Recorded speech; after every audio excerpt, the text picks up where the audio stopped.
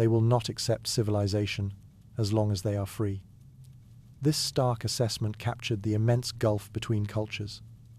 But what if the path to conflict wasn't just about clashing ways of life?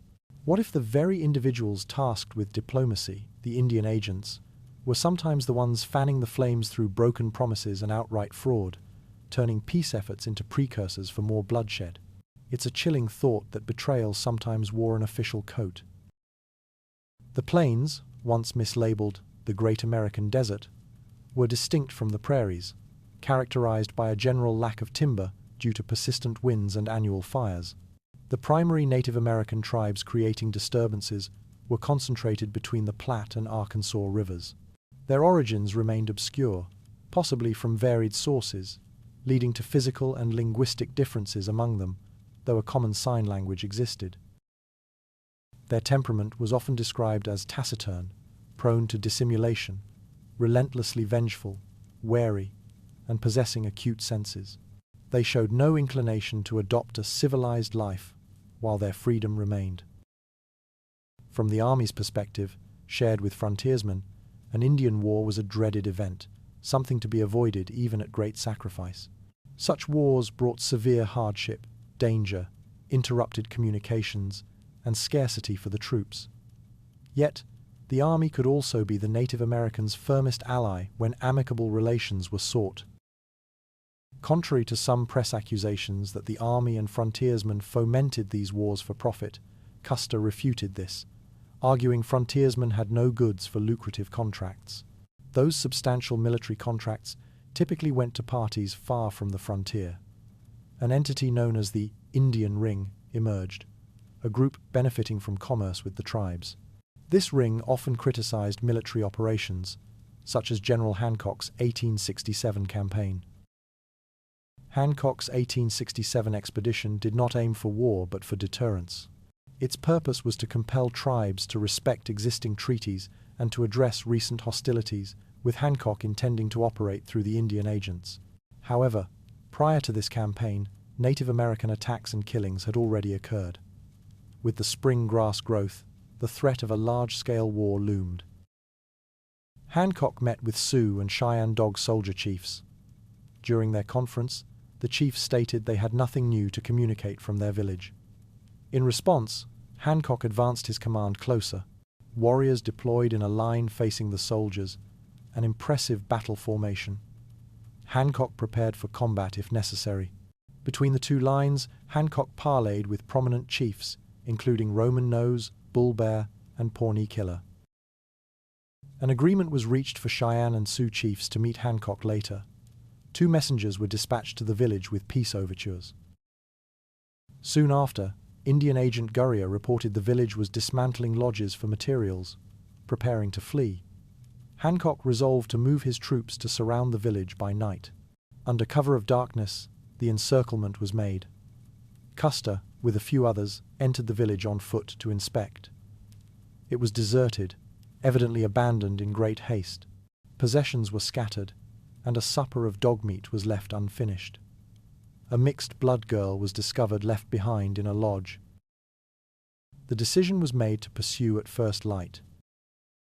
Discontent and desertions within the army surged due to poor rations, including spoiled bacon and bread dating from 1861, and general deprivation. This was largely blamed on corrupt contractors and Indian agents. War erupted along the Kansas and Colorado frontiers, marked by raids, killings, and destruction of homes. The Medicine Lodge Creek Peace Council in 1867 saw a government peace commission meet Southern tribes. Gifts were distributed, with those perceived as the worst, Native Americans often receiving the most. The tribes agreed to remain on reservations and avoid settlements and travel routes. An era of peace was proclaimed, though some felt the advantage had been lost. Evidence of duplicity, drawn from agent reports themselves, soon surfaced. A treaty was signed in 1868 with Cheyennes, Arapahoes, and other tribes, wherein they pledged not to attack, kill, capture women or children, or steal. On the 10th of August, 1868, Agent E.W. Wynkoop reported issuing arms and ammunition to Cheyennes and Arapahoes, believing them perfectly satisfied and that no trouble would ensue. Barely a month later, on the 10th of September, 1868, Wynkoop reported a war party had headed north to raid settlements before they had received these arms. He predicted a general war was imminent. Superintendent of Indian Affairs Thomas Murphy also initially believed peace would hold after issuing arms to Arapahoes and Apaches on the 1st of August, 1868, following Chief Little Raven's promises. However, 2 nights later, a combined Cheyenne and Arapaho war party, nearly equal in number to the firearms distributed, and including Little Raven's own son, left their village for a bloody raid on Kansas settlements.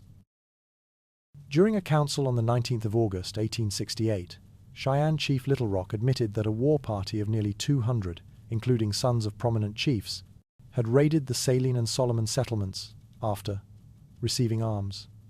They had raped 1 woman, killed men, women and children, and taken 2 young girls captive.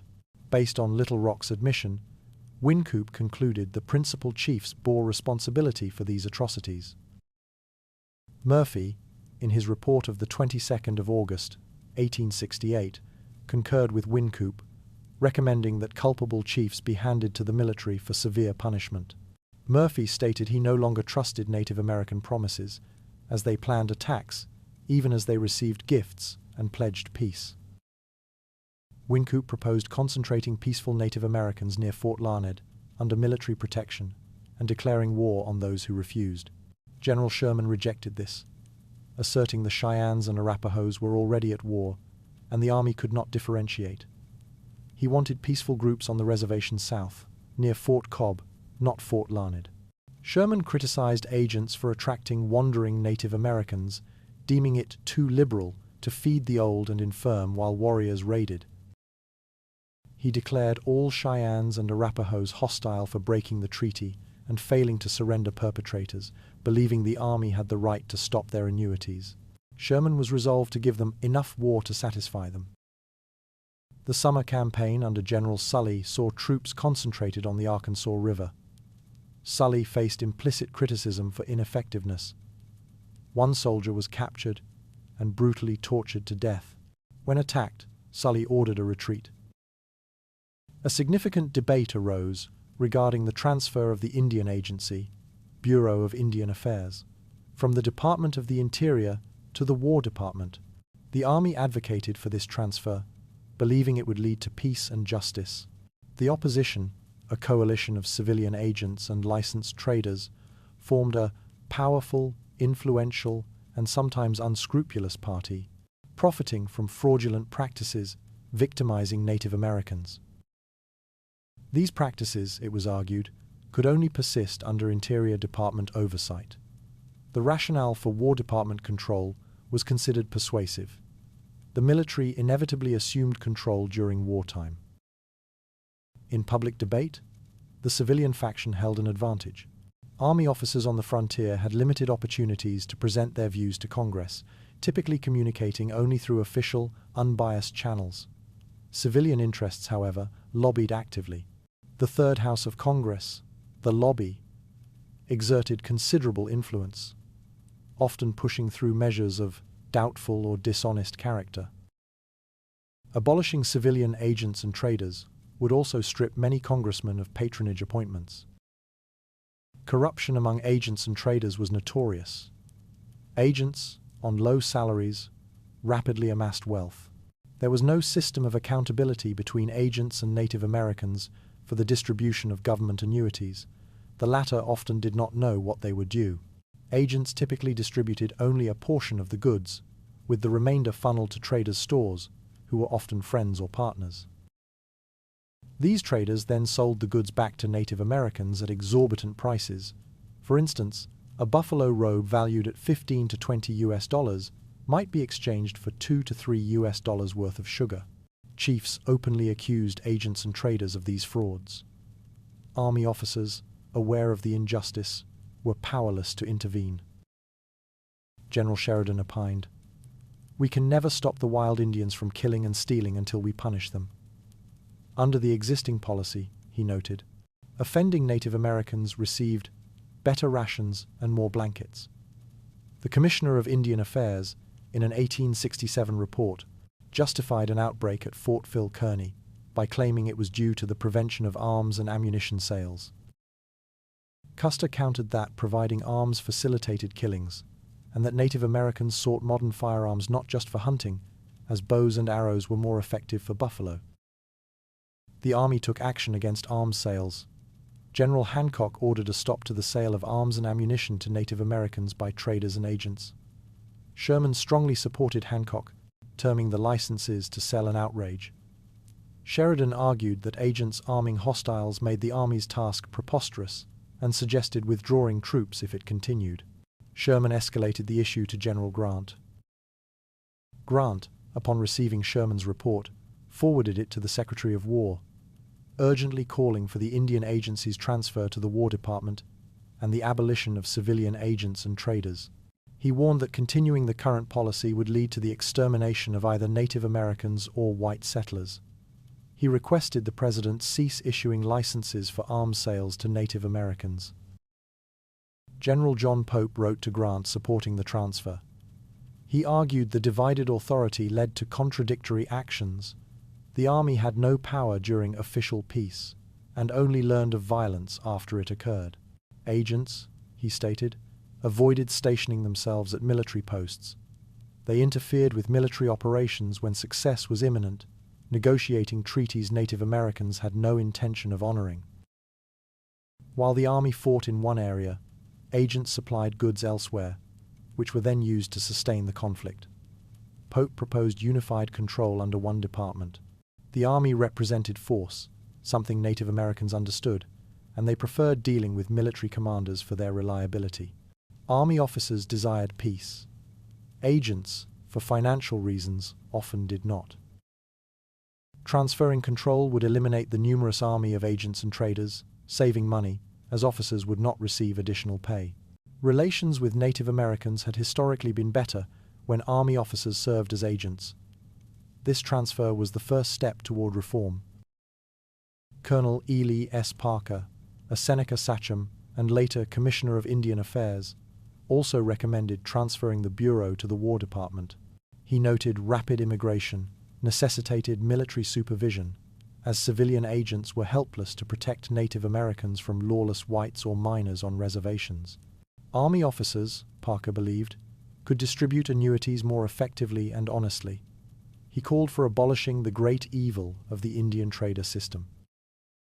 The rapid enrichment of agents and traders was, in his view, prima facie evidence of fraud. Parker's plan was more economical, removing corrupt officials. Despite Grant appointing Parker as commissioner, he was eventually forced to resign due to the influence of the peace policy faction. Preparations for a winter campaign were initiated. The objective was to attack Native American villages during winter when they were at a disadvantage. Grass was scarce, game was limited, and their ponies were weak. This was a tactic the adversary did not anticipate. The 7th Cavalry Regiment was reorganized, with an emphasis on marksmanship training. Osage allies were incorporated into the force. A temporary base, Camp Supply, was established. Supplies were transported by large wagon trains. When traces of a Native American war party were discovered, Custer wished to follow the trail back to their village. His commander, Sully, refused. Sully was later relieved of this field command. Custer then received instructions from Sheridan: locate the enemy's winter sanctuary and administer punishment. The expedition departed in a severe snowstorm. Custer viewed the blizzard as advantageous, believing his troops could move while Native American villages would be immobilized. The column advanced by compass through the storm. Establishing camp in the deep snow proved difficult. Upon discovering the trail of a large Native American group, Custer decided on immediate pursuit, leaving the majority of his wagon train to facilitate speed. The chase continued through the night. Movements kept quiet, with no bugle calls. An Osage guide detected the scent of fire. Charred embers were soon found. The Native American village was reconnoitered. A plan was formulated to completely surround it before dawn and attack from all directions. The command was divided into 4 detachments. They waited through the cold night, without fires, in silence. The Osage guides offered their perspective on the impending fight. California Joe predicted combat with certainty. The Battle of the Washita commenced in the early morning of the 27th of November, 1868. A single gunshot served as the attack signal. The regimental band played Gary Owen, and bugles sounded "Charge." Though surprised, the Native Americans fought with desperation and courage. Distinguishing warriors was difficult, as women and children sometimes participated in the fighting. Major Benteen confronted a 14-year-old Native American boy. The boy fought and was shot. The boy's moccasins later helped identify him. The engagement shifted to dismounted fighting, with soldiers using trees for cover. Custer's sharpshooters proved effective. A cavalryman discovered a Native American woman with a white captive boy. The woman stabbed the boy to prevent his rescue and was then shot by the soldier. 17 warriors made a stand in a depression and were shot down one by one. 38 warriors perished in one ravine. Women and children in the lodges were reported safe, reassured by the interpreter Romeo. Downriver, other hostile villages of Arapahoes, Kiowas, Cheyennes, Comanches, and Apaches were discovered. The army found itself enveloped by superior numbers. Ammunition resupply arrived opportunely. The troops formed a defensive circle around the captured village, which was then burned along with its contents: buffalo robes, firearms, ammunition, and food supplies. The army captured 875 ponies. Native American warriors attempted to draw the soldiers out from the village but failed, observing from the surrounding hills. Custer decided to march his command down the valley towards the other villages, a feint intended to deter and surprise the enemy. This maneuver succeeded in causing the main body of warriors to withdraw. Regarding the captured ponies, nearly 800 were shot, as they could not be managed on the march, and Custer did not want them returned to warrior use. Among the prisoners was Mawisa, Black Kettle's sister, who confirmed the attacked village was Black Kettle's and that he had perished. Mawisa performed a ceremony attempting to wed Custer to her niece, seeking protection. Custer refused. Romeo explained Mawisa's motive as self-interest, asserting Native Americans were untrustworthy. Following the Washita engagement, the command marched towards Fort Cobb. Custer dispatched California Joe and Jack Corbin to carry news of the victory to General Sheridan at Camp Supply. They completed their mission, returning with dispatches and orders from Sheridan, who praised the Washita victory and directed the campaign to continue. The army encountered a group of Kiowas, Arapahoes, and remaining Cheyennes carrying a flag of peace. A dispatch from General Hazen at Fort Cobb asserted that nearby Kiowa and Apache bands were friendly and had not been engaged this season. However, this same group had recently taken an army guide prisoner. Custer possessed evidence from Agent McCuskey's report that Kiowas and Comanches had participated in the Washita battle. Mawisa also confirmed this. Custer met chiefs Satanta, Lone Wolf, and others under the peace flag, compelling them to release the guide. The chiefs agreed to accompany the troops to Fort Cobb, promising their villages would follow. This was a ruse. They repeatedly requested to send messengers to their villages, actually intending to warn them to flee from Fort Cobb towards the Red River and the Staked Plain. Custer discerned their plan, but allowed some messengers, hoping to gather intelligence. When only the two principal chiefs, Lone Wolf and Satanta, remained, Custer had them arrested as hostages at Fort Cobb. A Native American appeared and made signals to Satanta, who claimed it was his son wishing to see him. Custer permitted the meeting under guard, but it did not achieve Satanta's aim. Satanta's son later frequented the camp, acting as a messenger and practicing marksmanship with Custer. Under Sheridan's instructions, Custer informed Lone Wolf and Satanta that the Kiowa village must encamp near the army by sunset the next day, or the two chiefs would be hanged and the army would pursue the village. Initially stoic, Lone Wolf and Satanta soon recognized the danger and dispatched urgent orders for their village to comply. The majority of the Kiowa village arrived near Fort Cobb as demanded, securing the chiefs' later release. The army then focused on locating white captives, Mrs. Morgan and Miss White, who had reportedly endured brutal treatment similar to Mrs. Box and the Fletcher family.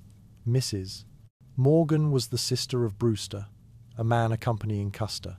Custer sent a peace delegation, including the Apache chief Iron Shirt and the prisoner Mawissa, to the still hostile Cheyenne and Arapaho bands with a message: move to the reservation or face war.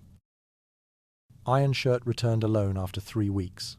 Mawissa was detained by the tribes. He reported the tribes preferred war, citing the distance to the reservation and their ponies' poor condition.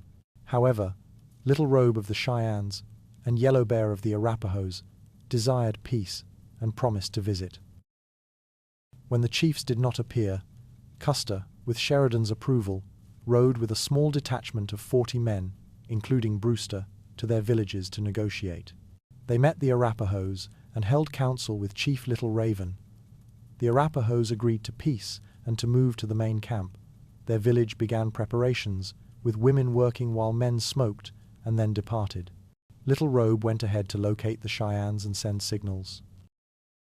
Neva, a guide, was dispatched with Brewster to find the Cheyennes and Brewster's sister. Neva returned alone. The Cheyenne village had moved further west. Custer's troops continued the search, finding an old lodge trail and following it to the tribe's concentration. They located the Cheyenne pony herd and village. Custer met Chief Medicine Arrow and others.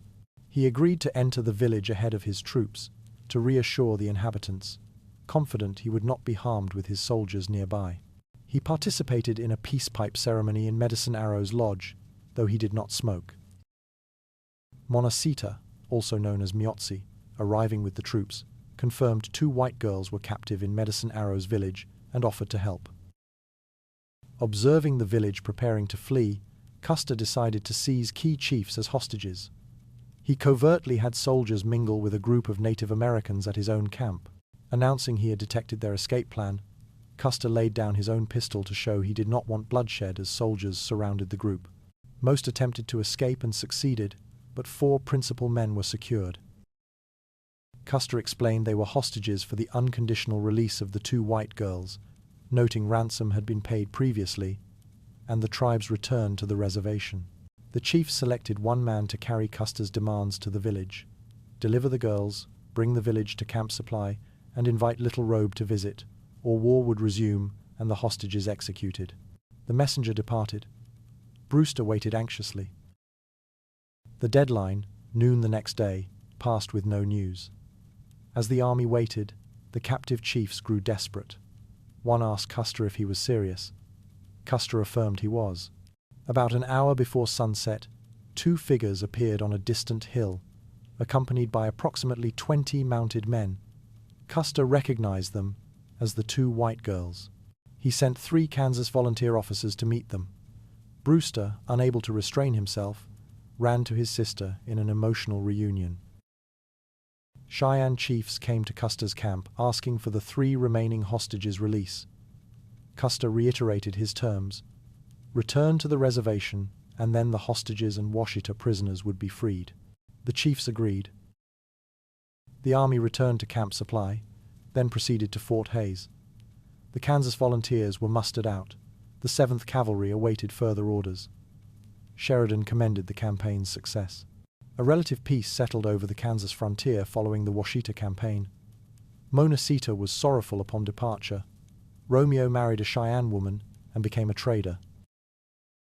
Regarding the chiefs, Satanta, after his release, raided in Texas, was captured, sentenced to death, then had his sentence commuted to life imprisonment due to government intervention and promises from peace commissioners. He and Big Tree were later released and resumed hostilities. Lone Wolf, released with Satanta, also continued hostile actions. Little Raven remained an Arapaho chief.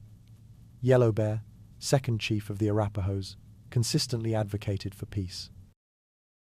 Little Robe, a Cheyenne chief who always supported peace, died about 3 years before Custer wrote his account. Medicine Arrow was the Cheyenne chief Custer encountered at his village. California Joe accompanied Custer to Fort Hays, then headed west, later sending Custer a letter from the Sierra Nevada, California. This period marked the end of Custer's service in the southern and middle plains. The campaign was deemed successful in bringing a measure of peace to the region. Custer was preparing for a new expedition. These events highlight a harsh period of conflict and complex interactions on the American frontier. The consequences of these campaigns and policies were far-reaching for all involved. What are your interpretations of these historical events and decisions? Share your thoughts in the comments below.